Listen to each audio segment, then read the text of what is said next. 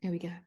So I'm moving swiftly on to the inimitable Lynda Shaw, PhD. She's a doctor, no less. And she is a psychologist and a professional speaker. She has been the president of the UK and Ireland Professional Speakers Association, so she knows her stuff. And I'm so delighted. It's a shame we can't see you in real life, Lynda. I would love to have given you a hug, but this is the next best thing. This will be recorded for posterity. So I'm going to stop my share now and pass over to you, my darling.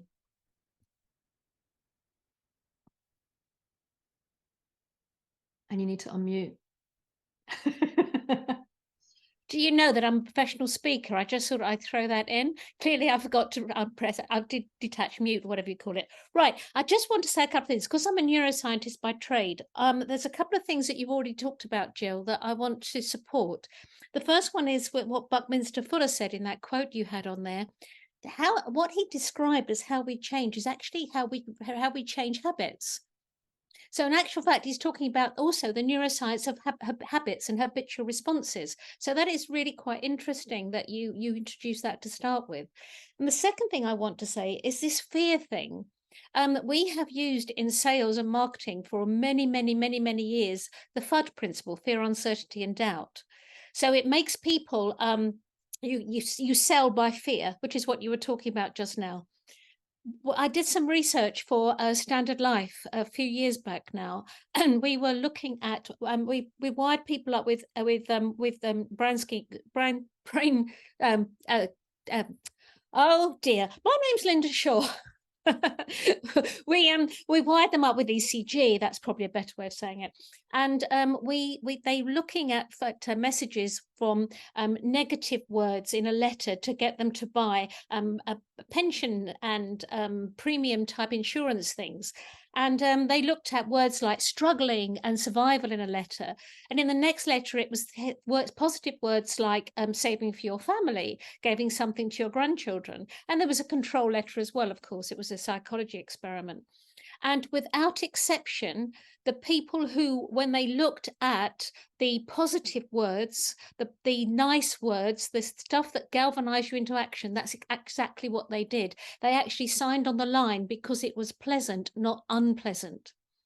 So in actual fact, this fear, uncertainty, and doubt way of selling doesn't work unless you have got a product or a service to help somebody right now, this minute. So if you have hemorrhoids and you're selling hemorrhoid cream, you've got a sale. If you haven't got hemorrhoids and somebody's selling hemorrhoid cream, go, oh, that's interesting, I'll think about it, and it's gone. Okay, so it's that pleasure thing, that positive thing that actually galvanizes people to want to buy from you more than it does the negatives. Right, that's not what I was preparing to talk to you about. So I'm going to carry on now with what I have prepared to talk to you about. And that's this idea of the uncertainty of change. I don't think that exists. I don't think there is such a thing as the uncertainty of change because change is not uncertain. Change is a given. We are constantly in a state of change. And that is what I want to talk to you about in the next 20 minutes or so, is that if we can get comfortable with these two words separately, these two states separately, like uncertainty and change, we will be more comfortable with them both. But change is absolutely a given. So that's what we're going to be talking about. But I can't really talk about it until I give you a basic of everything, what I consider to be the basis of everything we do, and that is something called perception. Because perception is our only personal reality. There is nothing else. It's just perception. Now, let me give you an idea of what I mean by that. Let's take you through a little story. Two women are pregnant. One woman calls her baby Bump. The other woman calls her baby Munchkin. These women their pregnancy is in the second trimester, and their babies are due at exactly the same day.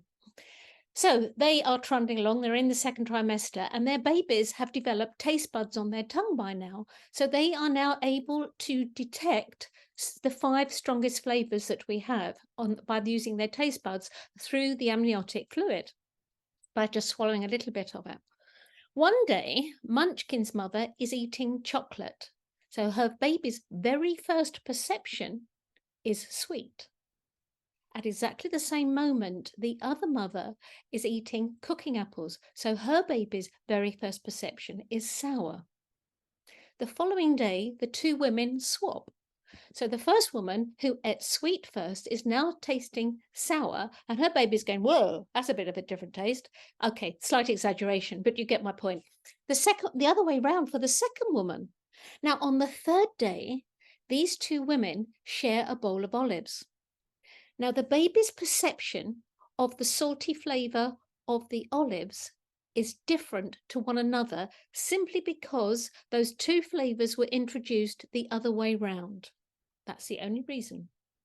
By the time the babies are born, they are now experiencing and perceiving sounds in the womb, the woman touching her tummy, of flavors, the emotional state of the woman. So and anyone else around them. So there's all sorts of noises going on. All of that's happening, and every new perception they evaluate based on their perceptions before. By the time we're adults, the mathematical equation of every new thing we experience, we evaluate based on this miles and miles and miles and miles of perceptions before is unique to only us. It means that if somebody says to you, "Ah, I know exactly how you feel," no, they don't. Nobody can know exactly how you feel, and you cannot know exactly how someone else feels. Because everything, your own perceptions are based on this history, these experiences, this absolute massive, incalculable pyramid of stuff that's gone on before. Even if we all experience exactly the same things, but just slightly the other way around, we would still have a different perception of everything that's going on. So when you're in the breakout rooms, when you are in your next meetings, when you are with your family, whomever, please remember that how they are hearing and seeing something is different to you. They're not right, and you're not right. They are not wrong. You are not wrong. It just is. It's just the reality of your perception. And I think that's why that is so important for you to understand is that it enables us to experience compassion more. Because somebody isn't deliberately being unkind. They're not deliberately being nasty. They're not deliberately being awkward. They're just seeing and hearing things based upon their perceptions so far. And I think that's really important to consider, and you'll understand more as we go through this talk about how this weaves in with uncertainty and change. You happy with that so far? Did I make sense? Yeah? Excellent. Loving it, loving it. Right. Okay. Let's talk about uncertainty.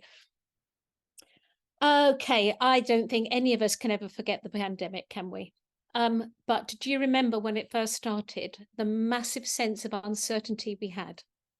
And I wager that everyone on this screen and beyond was immediately on the phone to their friends, their family, watching news, watching everything, trying to work out what on earth was going on because of the uncertainty.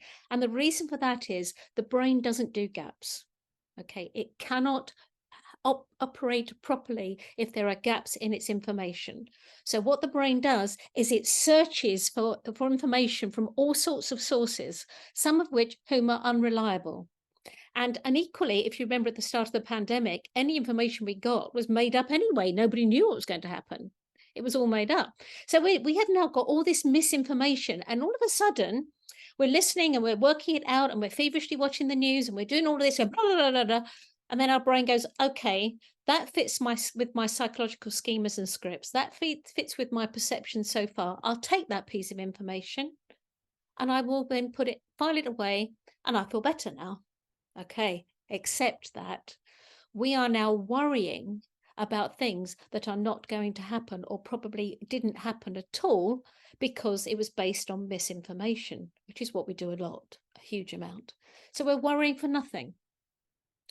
Great. Okay, so we've got to swap gaps in the brain. We try to fill them, and now we're worrying for nothing. But that's how it works. So when we're worrying for nothing, of course, what happens is the brain is flooded with cortisol, the stress hormone, which I'm sure you've all heard of. The thing is with cortisol, When it's secreted in abundance and in a chronic situation for too long, we can become very poorly. It can compromise our immune system. It can compromise even the way that we might get some cancers, and it raises our blood pressure. We can get heart disease. We can get lots of things. So cortisol in huge secretions for a long time is a dangerous chemical. Now, the other thing that cortisol does is it influences the feel-good neurotransmitters, one of which is serotonin, something you've sure all heard of as well. He's the happy chappy, right? About mood, sleep, appetite, and emotion. So the happy chappy is now going squashed because cortisol is up there. The other thing cortisol can actually influence is dopamine. We all know about dopamine. It's all about motivation. It's all about anticipation of reward. So we're not motivated. We are not looking forward to things. So when cortisol is up, serotonin is down, which means that we are not eating properly. We're eating too much. We're not eating enough. We're not sleeping properly. We're edgy. We're tetchy. We are irritable. When cortisol is suppressing dopamine, it means that we are not motivated. We just want to throw the duvet over our heads in the morning and not get up. We just, do I really need this in my day? We talk ourselves out of doing the things we plan to do because we've lost that motivation, that oomph to get up and go. So cortisol is something that we really need to be very, very mindful of all of the time. In small doses, it's great. It keeps us sharp, keeps us on our toes. But as I say, in high secretions for a long enough time, it is not good for us. And we psychologically, physically, emotionally, we're not working on how we should be working. Now, the other thing that's happening at the same time that we're in this state of worry, in this state of uncertainty, is that our prefrontal cortex isn't working properly either. That means we are not making very good decisions, or we procrastinate. We don't want to make decisions because we feel out of sorts. We feel we're not doing them properly.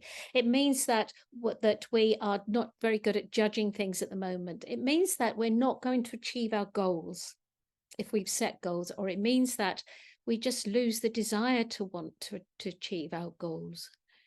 So you can see how uncertainty, even though we are surrounded with it all of the time, how actually it works against us. So what can we do? Turn off the news. Yeah, turn that thing off. We can't take on the world's problems. We're not built for that. We're really not. We're still, evolutionary wise, we're still built to just be in our village and look after the problems of our village and our loved ones. We're not built to understand what's going on in every corner of this globe.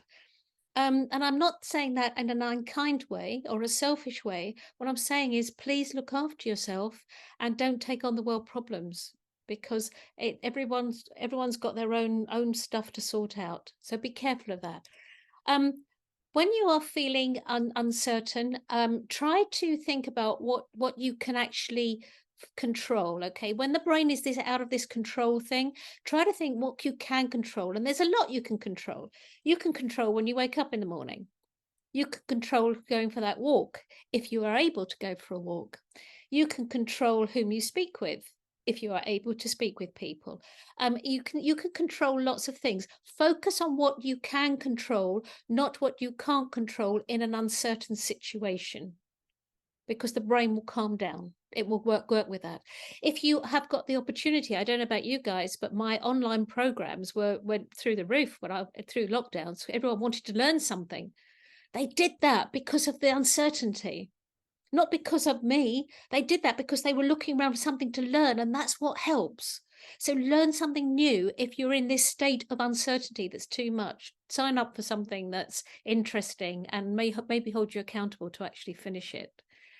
And your health, you've got to look after your health. I've got my list here, and you've got to surround yourself with some people who are a bit upbeat. If everybody you speak to is dragging you down, that's not going to help if you're in a state of uncertainty. So find yourself some people who are a bit optimistic, a bit Tigger-like, a bit buzzy. Not let everybody do that, because that can be so annoying. But apart from that, just surround yourself with people who have got a bit more of oomph about them. But most of all, Think about being comfortable with uncertainty. It's okay not knowing sometimes. Sometimes it's very important, but sometimes it's not. It's okay. Just let it go, and tomorrow will be a different day. Now, what about change? Okay, you're in a traffic jam and you're sitting there. What is one of the things we do when we're sitting in a traffic jam? Well, for me, it's on the phone. Yeah, I know I'm hands-free, I'm legal, but I will be on the phone. And one of the people I might ring is the person I'm going to be late seeing because I'm stuck in this traffic jam. And when I'm speaking to this person, what is it I'm doing? I'm moaning about the traffic jam. But I am the traffic jam. I am part of the cause of that traffic jam. So why am I moaning about myself? Why don't I just get off the road? A, because I want to get over there. Okay, so I'd stay on the road. But B, it's quite sobering to think, "Oh, but I am the traffic jam. So stop moaning. Just get on with it or get off the road." However, having said that, what about change? Well, change is everywhere. Change is the brain is changing all of the time. We are in a state of change. We are change. So why do we this apparently resist change when we are change all of the time? And I'll give you an example of that with the brain again. It's called neuroplasticity, which I'm sure you know about. Neuroplasticity is when we have incoming information and it changes the way we wire our brain. Our brain changes our behavior changes our brain. So what we do, what we hear, what we see changes the way our brain is wired, changes our dendrites, changes our synapses, changes how many neurons there are, the pathways there are. It changes all this stuff. We are change. That is who we are. So we think we're resisting change because of the uncertainty or the unknown, but in actual fact, that's a contradiction, isn't it? We are this change. So what is it that actually changes, or what influences our brain? My business is called Brain and Behavior because, as I say, the brain changes our behavior, behavior changes the brain, and you've got this feedback loop. So what are the influences? What is it that changes us more than anything? Well, you get bottom-up processing. Bottom-up processing is our DNA, our immune system, our stressors. You get the top down processes, which is our thoughts, our ideas, our emotions, our mindset. And you get the stuff that's going on outside, the outside stuff as well. That's our environment and our social upbringing and our stresses as well, the external stresses. So all of these things are influencing the way that we change our brain and the way. And so you can see how if we change what we believe, that's going to change how we rewire our brain. If we change our stresses, that will change rewiring our brain. If we are change our mindset, that will change how we wire our brain. But can we change our DNA? What do you think? Yes, hands up. Yes or no? Yes, can we change our DNA? No? Okay. Well, research shows with the art of epigenetics, the science of epigenetics, which is astonishingly difficult to understand, but we understand that epigenetics means we can change the way our brain and body reads our DNA. So therefore, in our behavior and what is going on around us, we are, in effect, changing our DNA on the surface, the way it's interpreted. And that effect can even be passed down to 2 generations. So we're thinking, oh my goodness me, I have now got all this control over my destiny. That's scary. Or is it? I actually find it really delicious. I love the idea of being able to decide how to wire my brain. I love the idea how to decide how to respond to stresses, how DNA, all of these things. I love that. I love the idea that my education is going to change the way I wire my brain, what I learn today and tomorrow, who I'm speaking with. All of that will change how I wire the brain, how I wire my brain. So we are changing all of the time. And there is a saying, you become the company you keep.